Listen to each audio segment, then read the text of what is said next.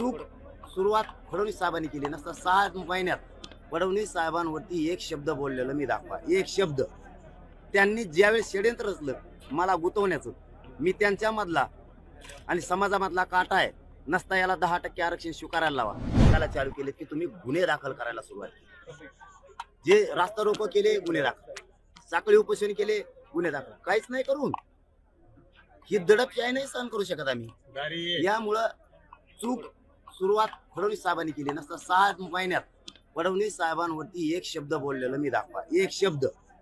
त्यांनी ज्यावेळेस षड्यंत्र रचलं मला गुतवण्याचं, मी त्यांच्यामधला आणि समाजामधला काटा आहे नसता याला 10% आरक्षण स्वीकारायला लावा. आणि जर 10% स्वीकारत नसला तर याची चौकशी करा, खोटानाटा अहवाल बनवा, पोलिस मी बघून घेतो, याला मध्ये टाका आणि मग मात्र मी मागायला. लोकसभा ही मराठा आरक्षणाचा मुद्दा ज्वलंत या राज्यात. त्यांना निवडणूक घेणारच नाहीत. मराठा आरक्षणात मार्ग लागेल. एक मिनिट मराठी संपूर्ण सगळे नंतर इलेक्शनच्या अगोदर होईल का ते? दादा ते घेणार, ते निवडणूकच घेणार नाहीत. राज्यात ज्वलंत प्रश्न आहे मराठा आरक्षणाचा, तेच निवडणूक घेणार नाही. नसता पुढचं त्यावेळेस सांगा. मुख्यमंत्री म्हणाले होते की करेक्ट कार्यक्रम करू. आता तुम्ही म्हणतायत की मराठा समाज कसा करेक्ट कार्यक्रम करतो आम्ही ते दाखवून देऊ. म्हणजे आता एकनाथ शिंदे देखील तुम्ही आता डोक्यावर घेतलंय? नाही, डोक्यावर फाक्यावर नाही. मी डोक्यावर नाही, पायाखाली नाही, काहीच नाही. माझा राजकीय अजेंडाच नाही. 6 महिने शिंदे साहेबाच्या शब्दावर, त्यांचा शब्दाचा मान सन्मान मराठ्यांनी केला का नाही केला, तर याचं उत्तर केलाय. आंदोलन आम्ही चालवतो. तुम्ही सांगताल ते 6 महिने ऐकलं म्हणजे आम्ही तुमचे लाड केलेत. उलट तुमचे लाड केलेत, कारण आम्ही प्रत्येक वेळेस म्हणलो देऊ शकते आरक्षण तर शिंदे साहेबच. आणि तुम्ही मला म्हणजे गुतवाल निघाले मला फडणवीस साहेब.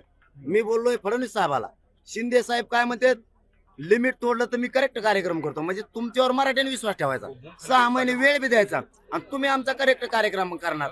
मग तुम्ही मर्यादा सोडली, तुम्ही मर्यादा तोडली तर आम्ही सुद्धा करेक्ट कार्यक्रम करत असतो. मग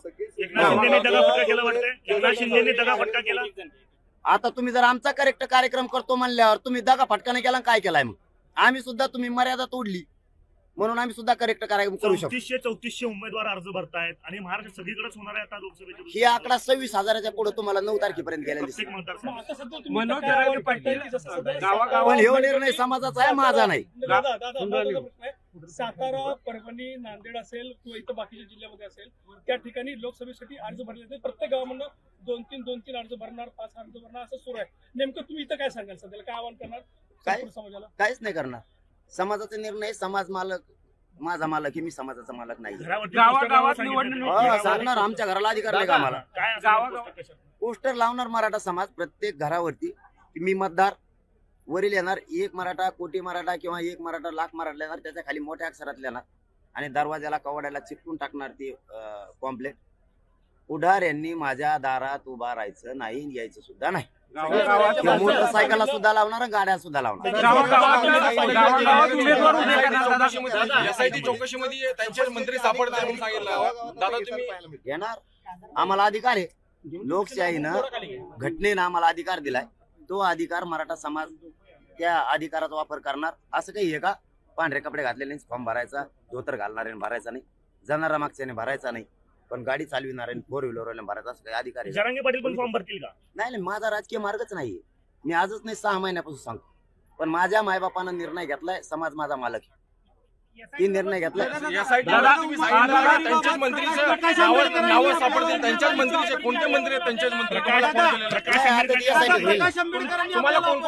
एसआयटी आल्यावर मी काय बोललो, एसआयटी आली, कोण कोण काय काय बोलले. सगळ्यात आधी त्या एसआयटीला माझं ज्यावेळेस सायबर क्राईम कडे नंबर देऊन ते तपासण्या करतील त्यावेळेस सगळ्यात जास्त त्यांच्याच मंत्र्याचे फोन तुम्हाला वंचित उमेदवारी असा प्रस्ताव देण्यात. प्रकाश आंबेडकर साहेब हे स्पष्ट होते पहिल्यापासून.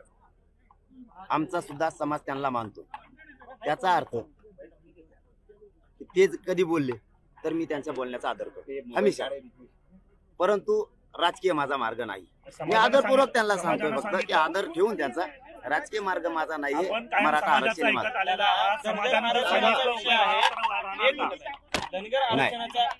माझा राजकारण मार्गच नाही. दादा, धनगर आरक्षणाचं आश्वासन दिलेलं होतं सरकारने. गोपीचंद पडळकर राज्यभर दौरे करून सांगत होते की आरक्षण मिळणार, मात्र ते आरक्षण हायकोर्टाने नाकारलेलं आहे. तुम्ही असं म्हटलं होतं की धनगर आरक्षण, मराठा आरक्षण, त्याचबरोबर मुस्लिम आरक्षणासाठी मी लढा देणार. आपल्याला कोणी काही संपर्क केलेला आहे आणि त्या आरक्षणाबाबत आपली काय भूमिका आहे धनगर? संपर्क करायची काय गरज आहे? मी सांगतानाच जाहीर सांगितलं होतं त्यांच्याच व्यासपीठावरती की ज्वलंत मुद्दा आहे मराठा आरक्षणात माझ्यापुढं. ह्यो मार्गी लागला धनगर बांधवाला मुस्लिम बांधवाला हे आरक्षण कसं का देत नाही ते मी बघतो आणि मी बघणार सुद्धा. सर, लोकसभा चुनाव को लेकर आपकी क्या भूमिका है? आने वाले लोकसभा चुनाव येणाऱ्या लोकसभा निवडणुकीबाबत आपली काय भूमिका आहे? नाही, आम्ही राजकीय माझा मार्ग नाही.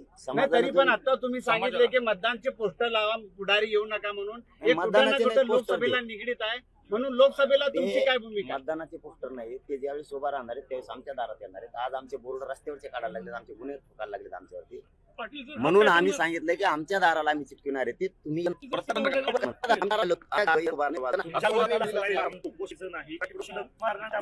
साठी जीव द्यायला निघालो झाली पाहिजे. म्हणत असलं या बीच व्हावं अजिब नाही व्हावं, कारण त्या विचार करण्याचाच उद्देश होता. पैसा येऊन आम्ही मुंबई सागर बंगल्यावर नेलो त्याला त्या दिवशी दंगल घडू त्या जर झाली पूर्ण राज्य मला बीच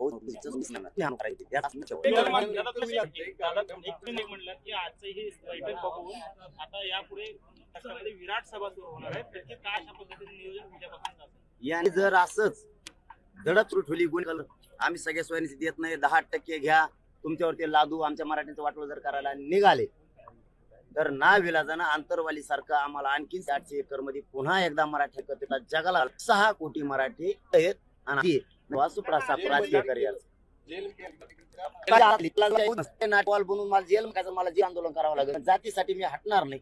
मी मेलो बी तरी आरक्षण आरक्षण आरक्षणच म्हणत राहणार. राजा डोक्यावर आरक्षण ओबीसी उत्तर केला का नाही तुला जेल केला तुमचा उत्तरी तुम्ही तुमचा दुसरा मनोज जरांगे नेतृत्व करणार जसं आज तुमचं प्रत्येकात मनोज जरांगे दादा, प्रत्येकात मनोज दादा, जरांगे. एक शेवट मनोज भैया तुम आगे